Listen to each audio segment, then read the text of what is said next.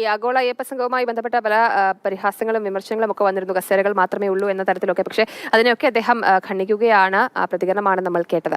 CPIയുടെ 25ാം party കോൺഗ്രസിന് ഇന്ന് ചണ്ഡീഗഡിൽ തുടക്കമാകും. വൈകിട്ട് നാഷണൽ എക്സിക്യൂട്ടീവ് യോഗവും നാഷണൽ കൗൺസിൽ യോഗവും ചേരും. നാളെ രാവിലെയാണ് ചണ്ഡീഗഡിലെ കിസാൻ ഭവനിൽ വെച്ച് ഉദ്ഘാടന സമ്മേളനവും പൊതുയോഗവും നടക്കുക. സമാപന ദിവസം ദേശീയ കൗൺസിലിന്റെയും ദേശീയ എക്സിക്യൂട്ടീവിന്റെയും തെരഞ്ഞെടുപ്പും നടക്കും. അപ്പോൾ ഈ വാർത്തയുടെ കൂടുതൽ വിവരങ്ങൾ പങ്കുവയ്ക്കാനായിട്ട് നമുക്കിപ്പം ചണ്ഡീഗഡിൽ നിന്ന് അർജുൻ പീതാംബരൻ ചേരുന്നുണ്ട്. Arjun, good morning. പാർട്ടി കോൺഗ്രസിന് തുടക്കമാവുകയാണ്. നാളെയാണ് പ്രധാനപ്പെട്ട പൊതുയോഗവും കാര്യങ്ങളും ഒക്കെ ഉള്ളത്. അപ്പോൾ എന്തൊക്കെയാണ് വിശദാംശങ്ങൾ?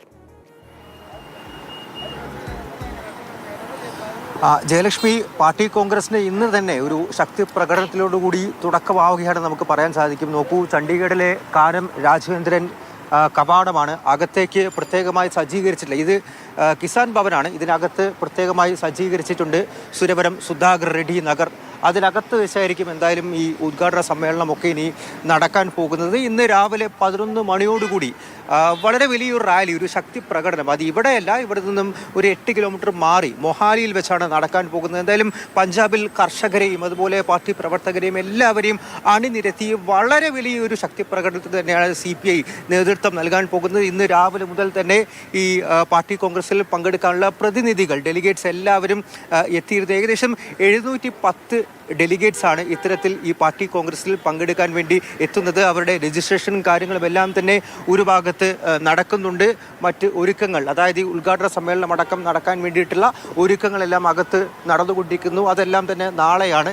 ഇന്ന് ഇവിടെ നിന്ന് മാറിയാണ് റാലി എല്ലാം നടക്കാൻ പോകുന്നത്. പ്രധാനപ്പെട്ട നേതാക്കൾ, CPIയുടെ പ്രധാനപ്പെട്ട നേതാക്കൾ എല്ലാവരും തന്നെ ഇതിനോടകം ഇവിടേക്ക് എത്തിയിരിക്കുന്നു. അതിനുശേഷം ഇപ്പോൾ നാളെയൊക്കെയാണ് ഈ രാഷ്ട്രീയ പ്രമേയ ചർച്ച, അതായത് രാഷ്ട്രീയ കരടിലും എല്ലാം തന്നെ ചർച്ച നടക്കാൻ പോകുന്നതും മറ്റ് പൊതുയോഗങ്ങളും എല്ലാം നടക്കാൻ പോകുന്നതും. 25ാം തീയതി വരെ ഇത്തരത്തിൽ ഈ പാർട്ടി കോൺഗ്രസ് അത് ഇവിടെ തുടരും. അതുവരെ വലിയ രീതിയിലുള്ള ചർച്ചകളൊക്കെ തന്നെയാണ് എന്തായാലും ചണ്ഡീഗഡ് സാക്ഷ്യം വഹിക്കാൻ പോകുന്നത്.